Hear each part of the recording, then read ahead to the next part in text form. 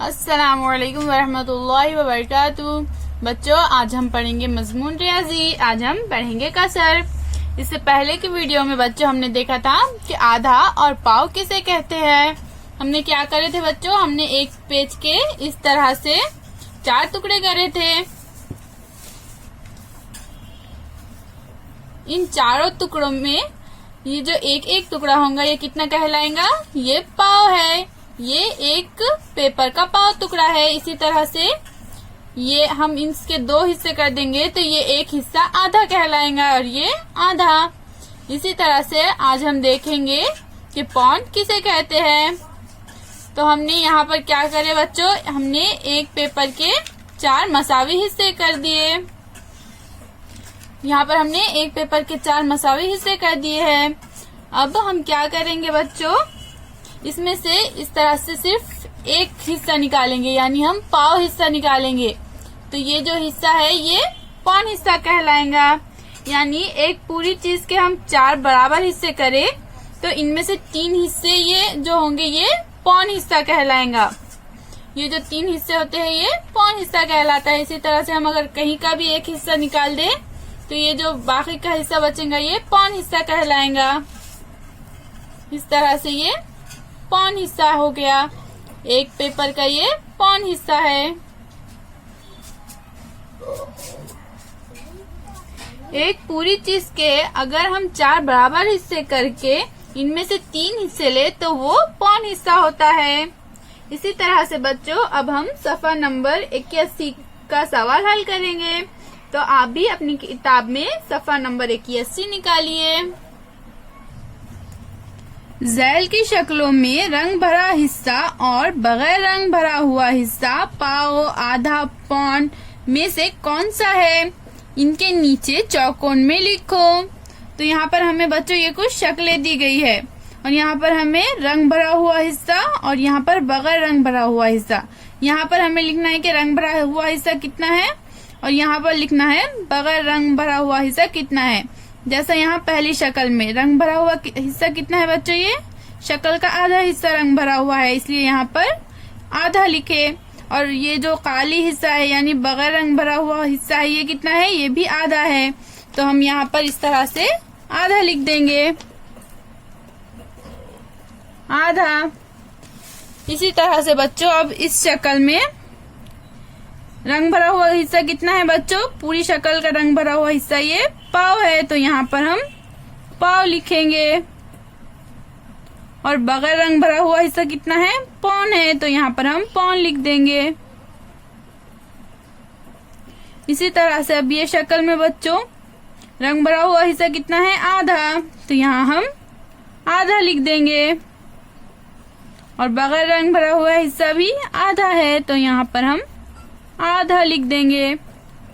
इस शक्ल में पौन हिस्सा है रंग भरा हुआ तो हम रंग भरा हुआ हिस्से में यहाँ पर पौन लिख देंगे। और पाव हिस्से में रंग भरा हुआ नहीं है इसलिए हम इस कॉलम में इस डब्बे में पाव लिखेंगे। इसी तरह से बच्चों इन दोनों शक्लों में जो रंग भरा हुआ हिस्सा जितना है वो यहाँ लिखिए और जो रंग भरा हुआ हिस्सा नहीं है वो यहाँ लिखिए।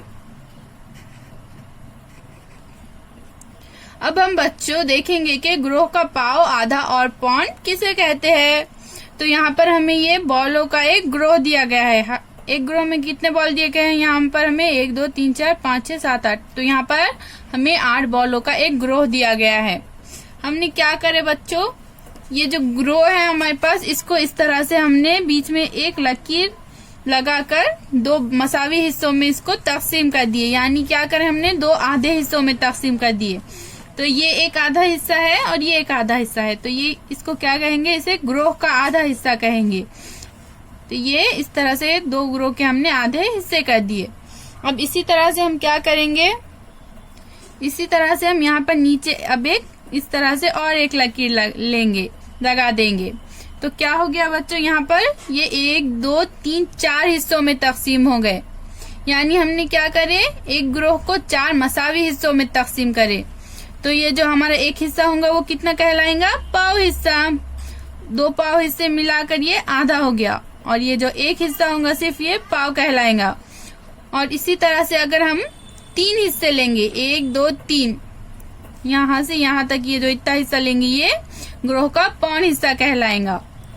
यानी ये जो सिर्फ इतना है ये ग्रोह का पाव हिस्सा है, और हम अगर 2 पाव हिस्से लेते हैं इतना पूरा तो ये ग्रोह का आधा हिस्सा है, और अगर हम 3 हिस्से लेते हैं इस तरह से तो ये ग्रोह का पौन हिस्सा है। ये कितना है बच्चों, ये जो गुलाबी कलर में जो 2 बॉल है ये ग्रोह का पाव हिस्सा है, और ये जो ये है ये ग्रोह का आधा हिस्सा है। इसी तरह से ये इतना पूरा ये ग्रोह का पौन हिस्सा है। इस तरह से बच्चों अब हम ग्रोह का आधा, पाव और पौन हमने समझ लिया है। अब हम इसके सफा नंबर 82 के सवालात हल करेंगे। तो बच्चों आप भी अपनी किताब में सफा नंबर 82 निकालिए। तो यहाँ पर हमें क्या करना है बच्चों, ज़ैल के ग्रोह का आधा हिस्सा करो। तो यहाँ पर हमें ये इस तरह से इन शक्लों का एक ग्रोह दिया गया है, हमें इनका आधा हिस्सा करना है। तो हम क्या करेंगे बच्चों, पहले हम गिनेंगे कि हमें ये कितने दिए गए हैं। 1 2 3 4 5, 1 2 3 4 5, यानी हमें टोटल ये कितने दिए गए हैं, 10 है, 10 शक्लें हैं। तो हम क्या करेंगे, यहाँ ऊपर 5 है नीचे 5 है, तो हमें इनके मसावी हिस्से करना है। तो हम क्या करेंगे बच्चों, यहाँ पर इस तरह से बीच में एक लकीर बना देंगे। हमने यहाँ बीच में ये एक लकीर लगा दी है। इस तरह से बच्चों हमने क्या करे, हमने ज़ैल के ग्रोह का आधा हिस्सा कर लिया है। ये आधा हिस्सा है ज़ैल के ग्रोह का, और ये भी आधा हिस्सा है। यानी हमने ज़ैल के हिस्से को 2 मसावी हिस्सों में तकसीम कर दिया, और एक हिस्सा जो है वो कितना हिस्सा कहलाएगा, आधा हिस्सा कहलाएगा। इसी तरह से बच्चों यहाँ पर हमें आगे और कुछ सवालात दिए गए हैं। इन सवालात को आप हल कीजिए और इसकी फोटो हमें व्हाट्सएप पर भेजिए। फिर मिलेंगे बच्चों, अल्लाह हाफिज।